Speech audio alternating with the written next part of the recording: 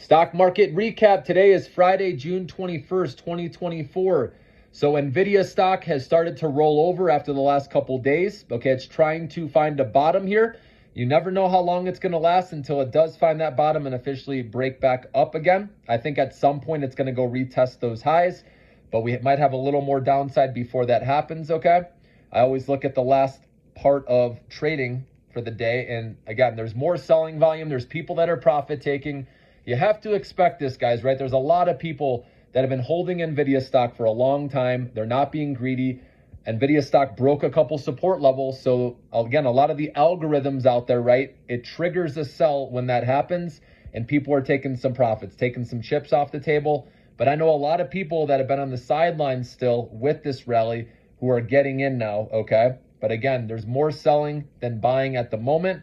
But I do believe, maybe it's a week, who knows, a few days, but eventually I believe it's going to start trending up with those people that missed that first rally, okay? Because NVIDIA is still not super expensive, guys, at a forward price earnings ratio of 40, okay? This is still not expensive if you compare it to the dot-com boom with Cisco. That was 100 forward price earnings. And again, remember, NVIDIA is selling chips that are over 6 figures for each chip, whereas Cisco was selling a $100 router, okay? And NVIDIA is getting into so many different industries, partnering with everybody out there. They got obviously we know they have the competitive advantage, okay, at least for the foreseeable future. Now, AMD, I do believe at some point is going to offer these chips for cheaper, and they will get a little sliver. That's why it's okay to have a small position in AMD. And NVIDIA may have to lower their prices a little bit, but once they get clients in that ecosystem, it's very hard for them to switch, okay? So that's why they'll still be okay. But yes, their market share may go down a little bit, and maybe their margins go down a little bit, okay? Doesn't take much for a stock price for perfection to go down, right?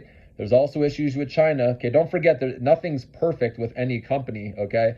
NVIDIA still faces strong competition in China as well, but they're expanding to other areas, okay? But that's why the great thing is if you use the algo trading, like I said, the super trader, you don't have to worry about trying to time this, guys, because this is where it gets tricky, right?